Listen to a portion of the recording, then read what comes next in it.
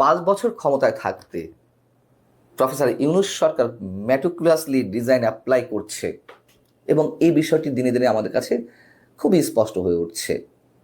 এবং এই যে ম্যাটিকুলাস ডিজাইন শব্দটি আমি নিলাম, কার কাছ থেকে ধার করলাম? প্রফেসর মোহাম্মদ ইউনূসের কাছ থেকে।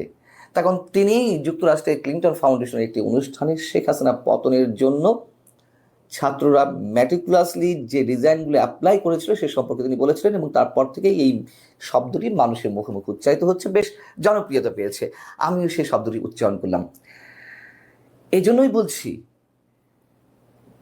এই সরকার 5 বছর ক্ষমতায় থাক, এখন এই শব্দগুলো, এই কথাগুলো খোদ সরকারের উপদেষ্টাদের মুখ থেকে উচ্চারিত হচ্ছে সরাসরি। কোনো ধরনের দ্বিধা, দ্বন্দ্ব, লজ্জা তাদের মধ্যে কাজ করছে না। স্বরাষ্ট্র উপদেষ্টা বৃহস্পতিবার তিনি বলে ফেললেন যে মানুষ চায় এই সরকার 5 বছর ক্ষমতায় থাকুক। আমরা কি বিষয়টা বুঝতে পারছি আস্তে আস্তে কোন দিকে যাচ্ছে? আমরা কি দেখলাম? ম্যাটিকুলাস ডিজাইনের মাধ্যমে এগুলো ছড়িয়ে দেওয়ার একটা চেষ্টা কিভাবে শুরু হলো? জাতীয় নাগরিক পার্টির অন্যতম সংগঠক সার্জিস আলম প্রথমে তিনি তার ফেসবুক স্ট্যাটাসে লিখলেন যে তার আজীবনের স্বপ্ন ডক্টর মোহাম্মদ ইউনূসকে তিনি 5 বছর নির্বাচিত সরকারের প্রধানমন্ত্রী হিসেবে দেখতে চান। এবং এই কথাগুলো এর আগে বা পরে বিদেশে বসে যারা দেশকে অস্থিতিশীল করতে মানে কথিত ইনফ্লুয়েন্সারের ভূমিকা পালন করছেন তাদের কেউ কেউ বললেন। এগুলো আস্তে আস্তে মানুষের মাঝে ছড়িয়ে দেওয়ার চেষ্টা করা হলো। ঈদের জামাতে আমাদের প্রধান উপদেষ্টা যখন সাধারণ মানুষদের কারো সঙ্গে হাত মিলাচ্ছিলেন, হ্যান্ডশেক করছিলেন, তখন তার সামনে কাউকে দিয়ে বলানোর চেষ্টা করা হলো, বা কেউ ইচ্ছাকৃতভাবে বললেন যে আপনাকে আমরা 5 বছর ক্ষমতা থাকতে চাই। আমাদের ডক্টর মোহাম্মদ ইউনূস আনন্দ বিহ্বলিত হয়ে পড়লেন, এবং সে ধরনের পরিকল্পনা অবশ্যই সরকারের আছে। গোয়েবলসীয় থিওরি সম্পর্কে আমরা সবাই জানি যে একটা মিথ্যে 10 বার উচ্চারণ করে সেটি সত্য প্রমাণিত হয়। হিটলারের যে তথ্যমন্ত্রী ছিলেন,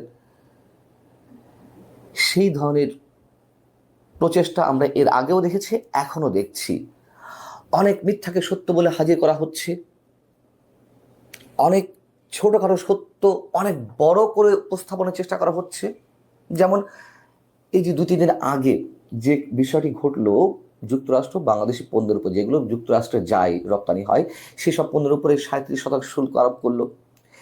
সেই শুল্ক 3 মাসের জন্য স্থগিত করতে আমাদের সরকারের পক্ষ থেকে একটি চিঠি দেওয়া হয়েছে মাত্র 2 দিন আগে,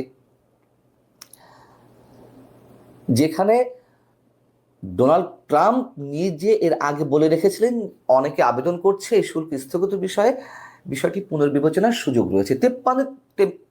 53 রাষ্ট্রের সরকার প্রধান তার কাছে আবেদন করেছেন, তার মধ্যে বাংলাদেশে ডক্টর মোহাম্মদ ইউনূস একজন। এখন এই বিষয়টি সরকার নিয়ন্ত্রিত যে গণমাধ্যমগুলো রয়েছে, সবই তো সরকার নিয়ন্ত্রিত, এটি তো বলার অপেক্ষা রাখে না।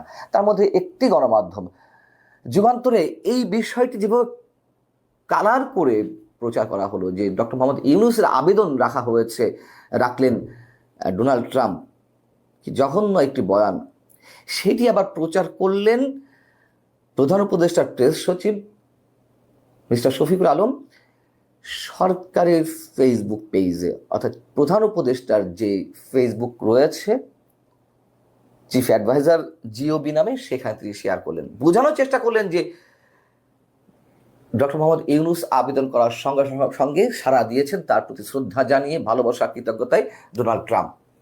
কি ভয়ঙ্কর কথা, সেইগুলো প্রচার করা হয়।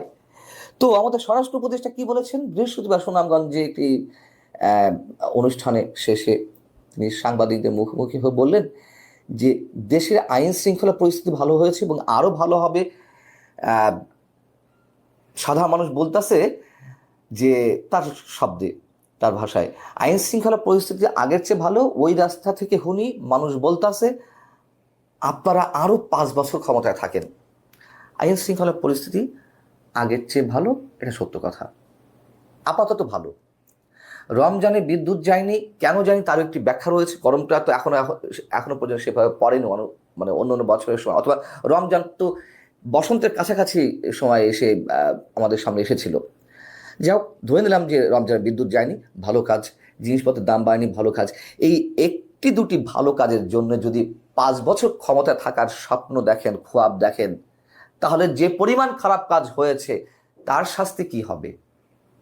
কতজনকে জেলে পোড়া হবে? সরকারের উচ্চ পর্যায়ে যারা রয়েছেন, কালোবাজারি, আইন শৃঙ্খলা পরিস্থিতি চরম অবনতি, 5 আগস্টের পরে যে হত্যাকাণ্ডগুলো ঘটেছে, দেশের বিভিন্ন স্থানে একযোগে যে ধর্ষণের মহামারী, বাসে পর্যন্ত ধর্ষণের যে একটা কাহিনী আমরা একের পর এক দেখতে লাগলাম, এবং আরো অনেক বিষয়। তাহলে সেগুলোর জন্য কি হবে?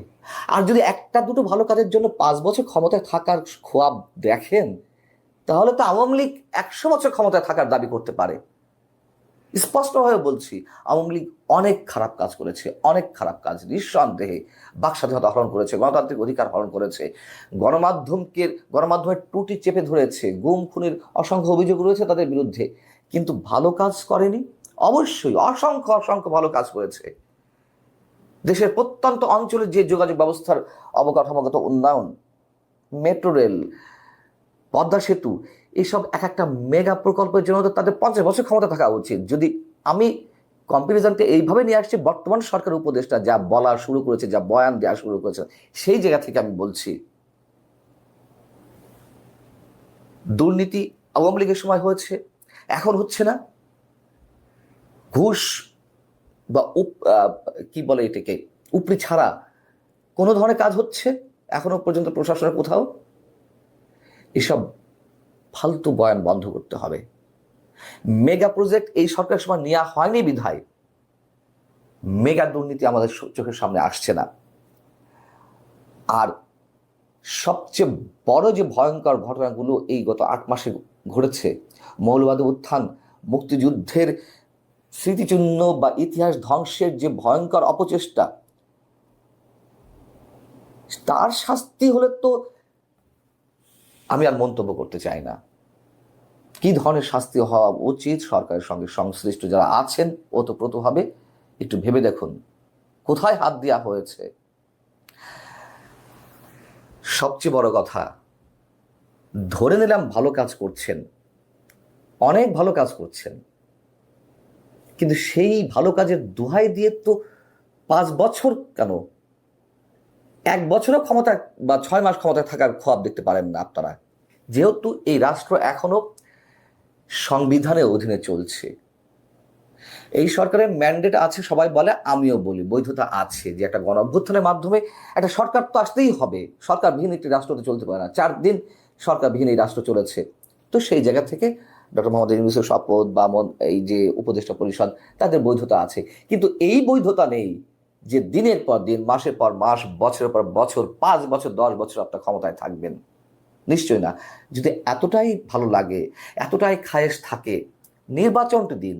আপনারা একটা দল গঠন করুন, নিবন্ধন নিয়ে নিন, দাঁড়ান, সমস্যা কি? নির্বাচনে প্রতিযোগিতা করুন, দেশের প্রত্যেকটি আসন থেকে আপনারা ক্যান্ডিডেট দিন। আপনাদের ছাত্ররা তো রেডি আছে, মিলে যান তাদের জাতীয় নাগরিক পার্টির সঙ্গে, সমস্যা কি?